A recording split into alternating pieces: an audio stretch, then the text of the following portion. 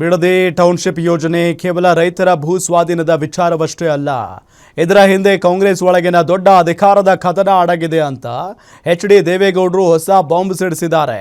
ಸಿದ್ದರಾಮಯ್ಯ ಅವರನ್ನ CM ಕುರ್ಚಿಯಿಂದ ಕೆಳಗಿಳಿಸುವುದಕ್ಕೆ Congress high command ಡಿ.ಕೆ.ಶಿ ದೊಡ್ಡ ಆಶ್ವಾಸನೆ ಕೊಟ್ಟಿದ್ದಾರೆ. ಈ ನಿರ್ಧಾರ ವಾಪಸ್ ತೆಗೆದುಕೊಳ್ಳದಿದ್ರೆ ಹೋರಾಟ ನಡೆಸಬೇಕಾಗುತ್ತೆ ಅಂತ ವಾರ್ನಿಂಗ್ ಕೊಟ್ಟಿದ್ದಾರೆ.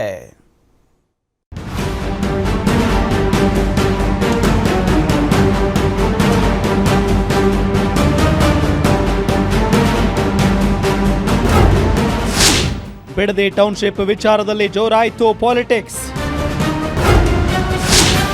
ಯೋಜನೆ ಕೈ ಬಿಡಬೇಕು, ಸರ್ಕಾರಕ್ಕೆ ಗೌಡರ ವಾರ್ನಿಂಗ್.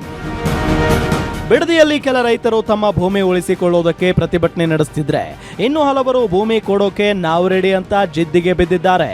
ಅಲ್ಲಿ ರೈತರು ತಮ್ಮ ನೆಲೆಗಾಗಿ ಹೋರಾಡ್ತಿದ್ರೆ, ಇತ್ತ ರಾಜಕಾರಣಿಗಳು ತಮ್ಮದೇ ಪಾಲಿಟಿಕ್ಸ್ ಶುರು ಮಾಡಿಕೊಂಡಿದ್ದಾರೆ. ಜೆಡಿಎಸ್ ರೈತರ ಪರ ನಾವಿದ್ದೇವೆ ಅಂತ ಈಗಾಗಲೇ ಬಿಡದಿ ವಿಚಾರದಲ್ಲಿ ಬೆಂಬಲ ಘೋಷಿಸಿದ್ದು, ಈಗ ಅದೇ ಅಖಾಡಕ್ಕೆ ಮಾಜಿ ಪ್ರಧಾನಿ ದೇವೇಗೌಡರು ಇಳಿದಿದ್ದಾರೆ.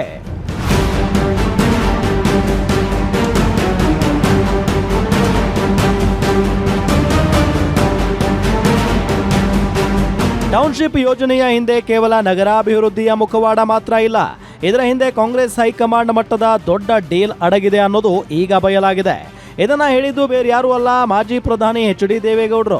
ಅಲ್ಲದೆ ರೈತರು ಕಣ್ಣೀರು ಹಾಕ್ತಿದ್ರು. ಬಿಡದಿ ಟೌನ್ಶಿಪ್ ಹೆಸರಿನಲ್ಲಿ ಒಟ್ಟು 20,000 ಕೋಟಿ ರೂಪಾಯಿ ಯೋಜನೆಯನ್ನ ತರಾತುರಿಯಲ್ಲಿ ಜಾರಿಗೆ ತರಲು ಮುಂದಾಗಿದ್ದಾರೆ ಅಂತ ದೇವೇಗೌಡರು ನೇರ ಆರೋಪ ಮಾಡಿದ್ದಾರೆ. ಇನ್ನು ಬಿಡದಿಯ ರೈತರ ಮೇಲೆ ದಾಖಲಿಸಿರೋ ಎಫ್ಐಆರ್ ವಿರುದ್ಧ ಬಿಜೆಪಿ ರಾಜ್ಯಾಧ್ಯಕ್ಷ ವಿಜಯೇಂದ್ರ ಮತ್ತು ಜೆಡಿಎಸ್ ಯುವ ಘಟಕದ ರಾಜ್ಯಾಧ್ಯಕ್ಷ ನಿಖಿಲ್ ಕುಮಾರಸ್ವಾಮಿ ಕಿಡಿಕಾರಿದ್ದಾರೆ.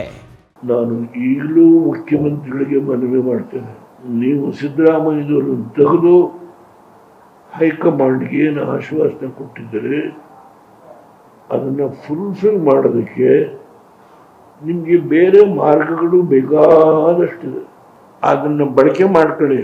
ಈ ಬಡ ರೈತರು 60,000 ಲೀಟರ್ ಹಾಲು ಕರೆದು ಒಂದು ತುಟ್ಟನ್ನ ತಿಂದಿದ್ದಾರಲ್ಲ, ಅವರ ಹೊಟ್ಟೆ ಮೇಲೆ ಹೊಡಿಬೇಡಿ. ಮುಖ್ಯಮಂತ್ರಿಗಳು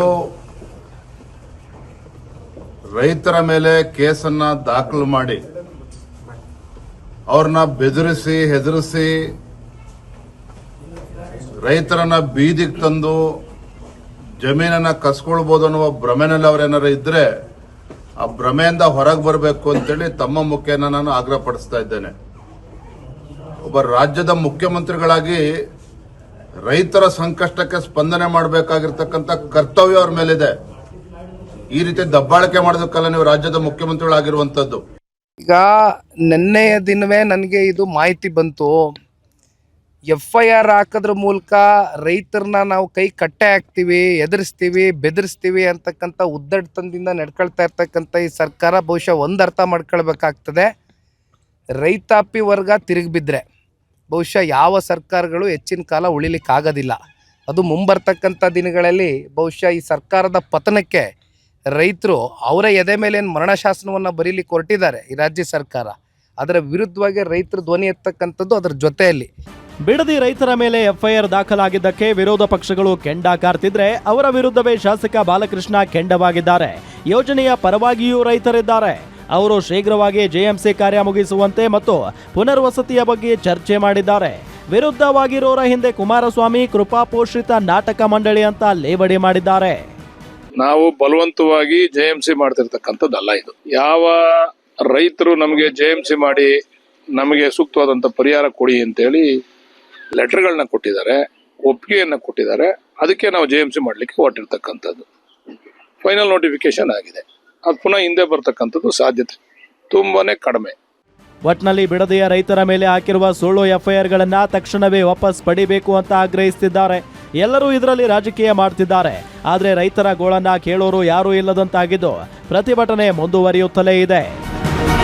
Durgesh Nayak, political bureau, guarantee news, Bengaluru.